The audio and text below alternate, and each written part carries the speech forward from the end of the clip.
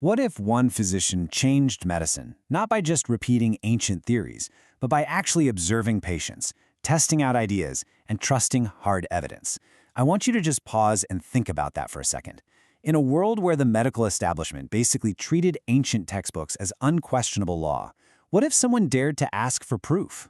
And what if, centuries before we had anything resembling modern clinical trials, a doctor in Islamic Spain was already practicing a highly structured form of experimental medicine?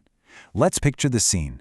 Lantern-lit medieval hospitals in Al-Andalus. The air is thick with incense, you hear the quiet murmurs of scholars, and you smell medicinal herbs. Right here, in the shadows of the 12th century, a massive medical revolution was quietly taking place. In this explainer, we're diving into the life of an absolute giant of history, Abu Marwan Abdul Malik Ibn Zuhr, or as he was known in the Latin West, Avenzoar. This is the story of a groundbreaking empirical disruptor, a man whose relentless demand for physical evidence and rigorous testing literally helped shape the very foundations of modern medical science. So, let's start with part 1, the Golden Age physician. We're traveling back to 12th century Al-Andalus, specifically to the vibrant cities of Seville and Córdoba. Now, these weren't just your average cities. They were flourishing multicultural centers of global learning. And Ibn Zuhr, well, he didn't exactly emerge from a vacuum. Born in 1094 CE, he was the heir to the Banu Zuhr dynasty. We are talking about a staggering 6th-generation medical powerhouse that completely dominated Andalusian medicine for 2 centuries. He was rigorously educated by his father, who actually made him swear the Hippocratic Oath as a youth, and his training was intensely practical, hands-on, and focused entirely on the actual patient right in front of him. Which brings us to part 2, evidence over ancient tradition. You see, Ibn Zuhr found himself in a major intellectual war with the medical establishment of his era. The old way meant blindly trusting ancient Greek texts, like those from Galen. Doctors were diagnosing patients through academic debate and abstract logic, sometimes without even touching them. But Ibn Zuhr demanded a new way. He championed a radical paradigm shift toward direct patient care, physical examinations, and even post-mortem dissections. For him, healing required hands, not just rhetoric. Challenging his critics, he defiantly wrote this down. Let them utilize the medicines I mentioned in the same way I prescribed. Then, the effects and side effects of each method are to be recorded. I mean, he was essentially telling them, don't just debate me. Test the drug, record the side effects, and let the data speak for itself. It's an incredibly modern mindset. Now we get to the real turning point. Part 3, pioneer of experimental surgery. This relentless demand for proof led him straight into one of the highest-stakes medical debates of the medieval world, the tracheotomy controversy.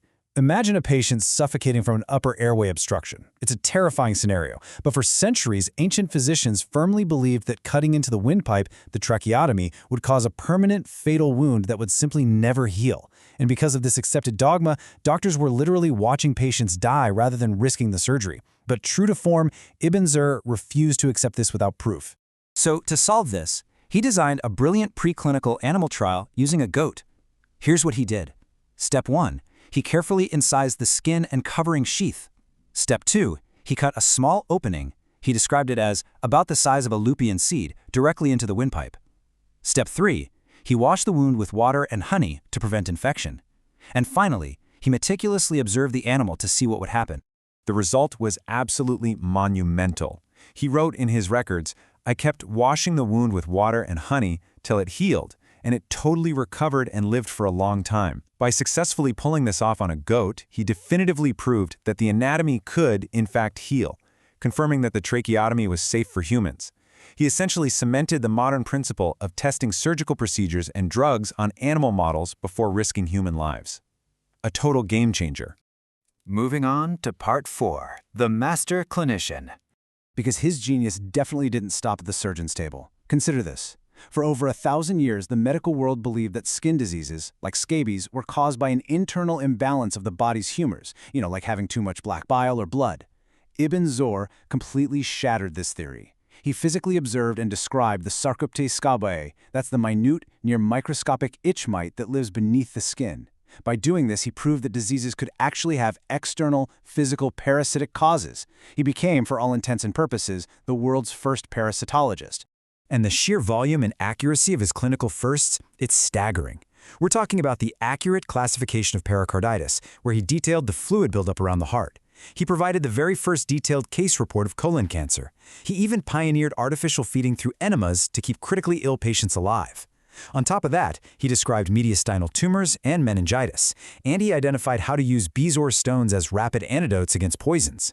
His observational powers were just unparalleled. He was able to see past centuries of stubborn dogma and look directly into what was actually happening inside the human body.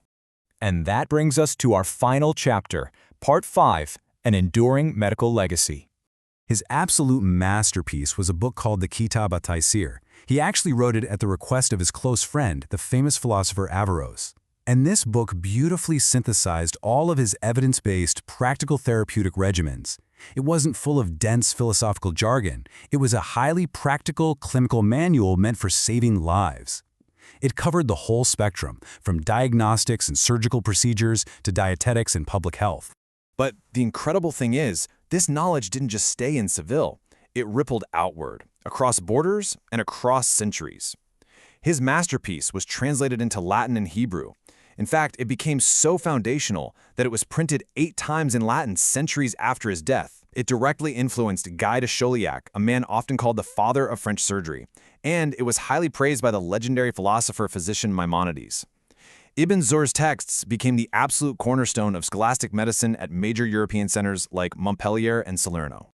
So, as we wrap up this explainer, think about this. Ibn Zuhr proved that true progress requires questioning authority and demanding hard evidence. Which really begs the question, what accepted dogmas today are just sitting there waiting for an observant mind to challenge them? Because as we've seen, true science doesn't just read the textbook. It tests, it observes, and it dares to ask why.